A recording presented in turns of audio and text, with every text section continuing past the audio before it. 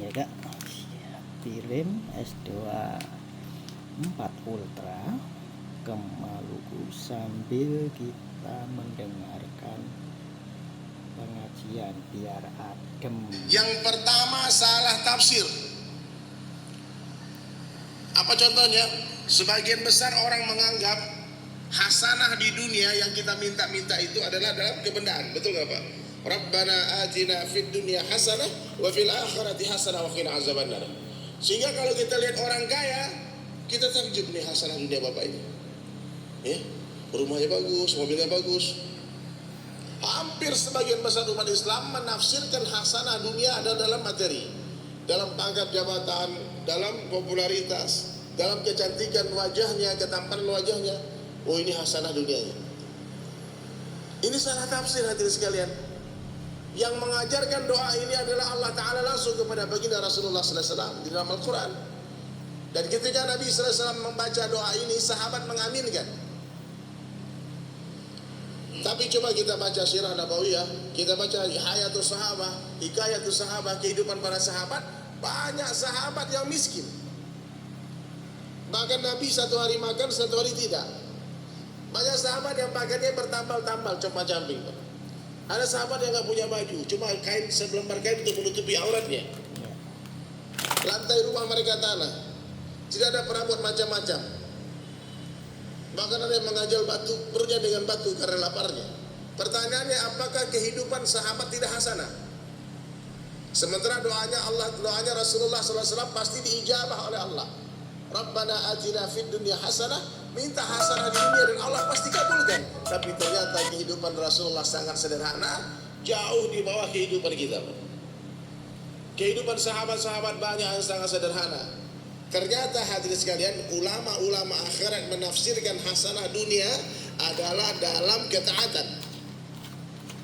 Maknanya siapa saja yang taat kepada Allah, hasanah dunianya. Orang kaya taat kepada Allah, hasanah dunianya. Orang miskin taat kepada Allah, hasanah dunianya. Faham Pak? Jadi kalau ada orang kaya dia gak sholat ke masjid, kasihan kita, kasihan bapak itu. Sungguh malang nasibnya. Kenapa? Rumahnya bagus, Allah beri begitu banyak nikmat, tak pandai dia bersyukur kepada Allah. Jadi sahabat-sahabat tuh kalau ngeliat orang kaya, kasihan Pak. Meskipun orang kaya itu taat. Kenapa? Kacamata yang mereka gunakan kacamata akhirat, bukan kacamata dunia. Apa yang mereka kasihan? Yang membuat mereka kasihan itu saudara-saudara kita punya rumah yang tak pernah mereka tempati. Mereka punya makanan yang tak pernah mereka makan. Mereka punya pakaian yang tak pernah mereka gunakan. Mereka punya kendaraan yang tak pernah mereka tunggangi. Sementara di akhirat Allah akan hisab itu semua.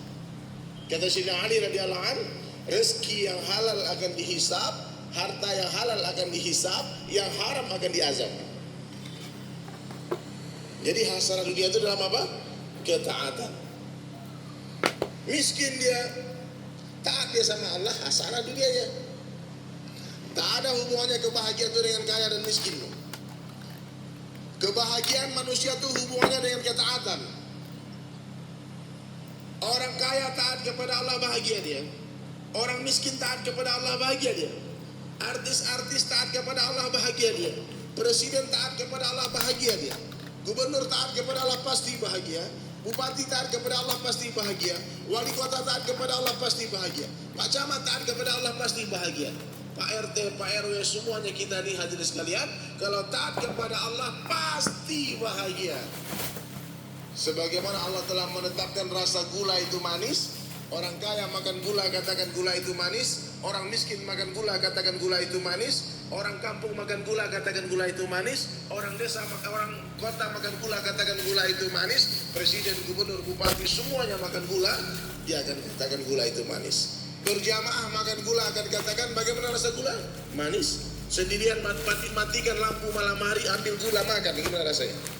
Manis. Begitu juga dengan ketaatan kepada Allah dan Rasulnya.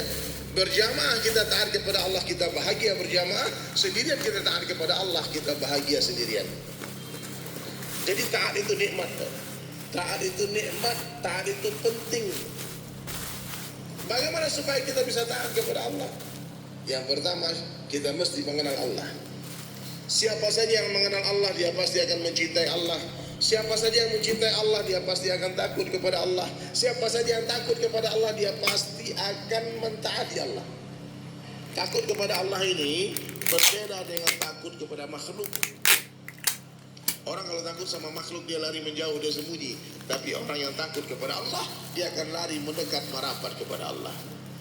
Jadi hadirin dirahmati Allah Subhanahu wa taala, ini salah pertama, salah tafsir. Tangan di atas lebih baik daripada tangan di bawah.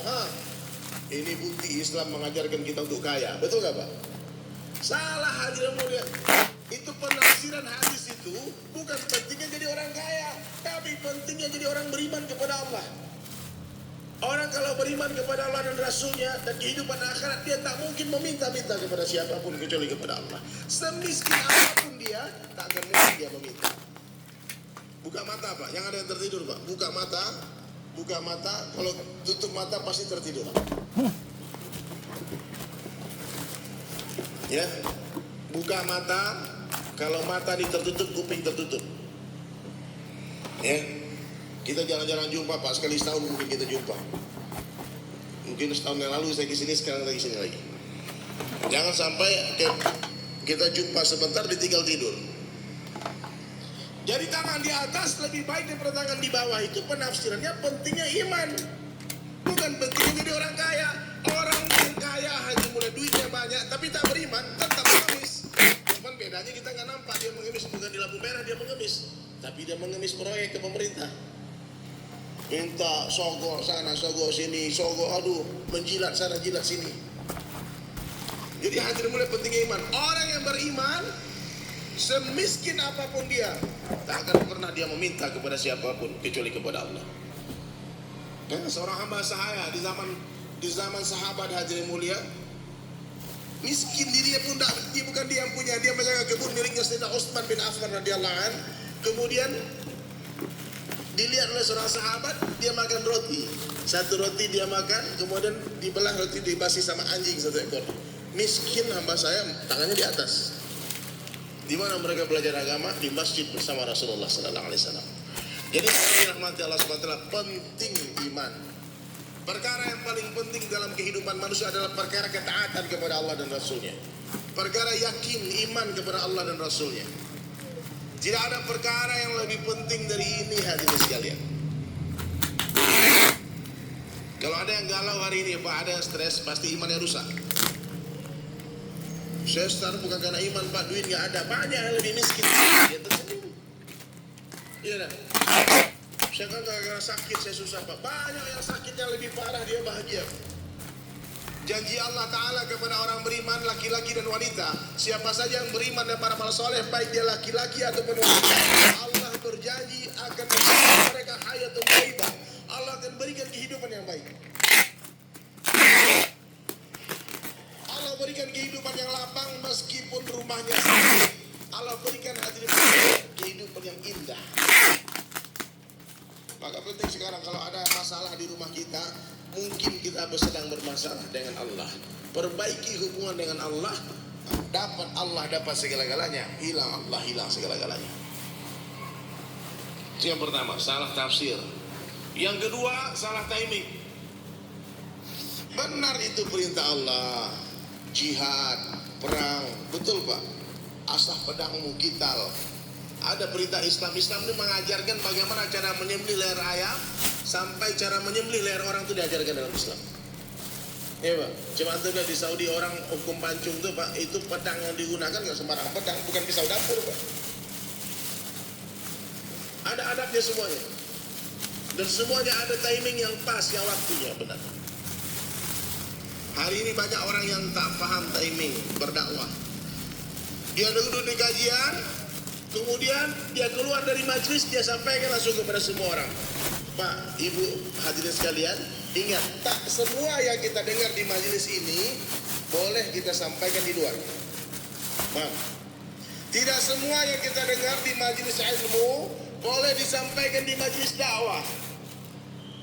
Ketika di luar kita tidak bicara hukum agama, kita hanya bicara la ilaha illallah Muhammad Rasulullah. Ajak orang taat kepada Allah dan Rasulnya. Kenalkan mereka kepada Allah, kenalkan mereka kepada Rasulullah.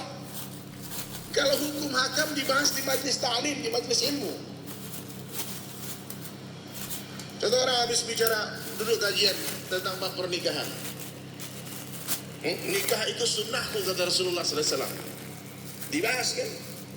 Kalau antum menikah bang dengan gadis itu sunnahnya bulan madunya 1 minggu bang. Kalau dengan janda 3 hari. Oh pulang ke rumah panggil adiknya masih TK. Dek sih saya. Apa kak? Itu sunnahku kata Nabi.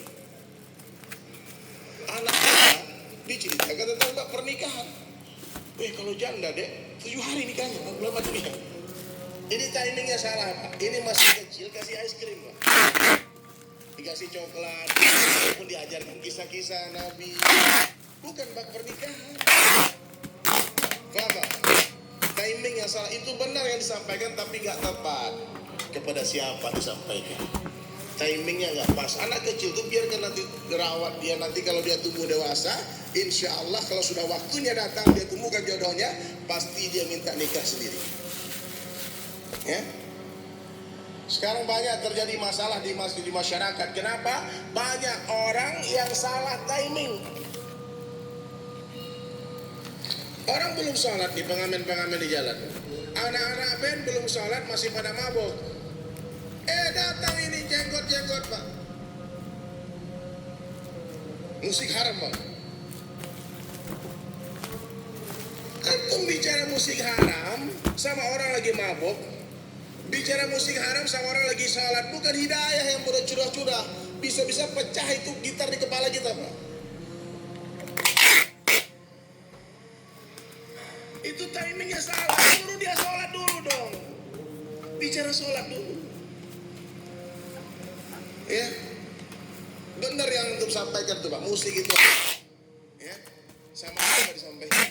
Itu dulu Nabi bicara kepada siapa? Dulu para imam bicara zaman itu kepada siapa? Wali-wali Allah semua pak. Wali Allah jangankan main musik. 1 detik lupa dari Allah itu haram bagi mereka. 1 detik lupa dari Allah itu haram bagi mereka. Apalagi lalai berjalan sepatu nyanyi. Semua yang joget-joget. Jadi masing-masing orang itu beda-beda makam. Ya, bagi hafiz Quran, orang-orang sibuk dakwah, dia tak perlu lagi musik pak, karena sudah ada itu kesibukan di Al-Quran, zikir, dakwah.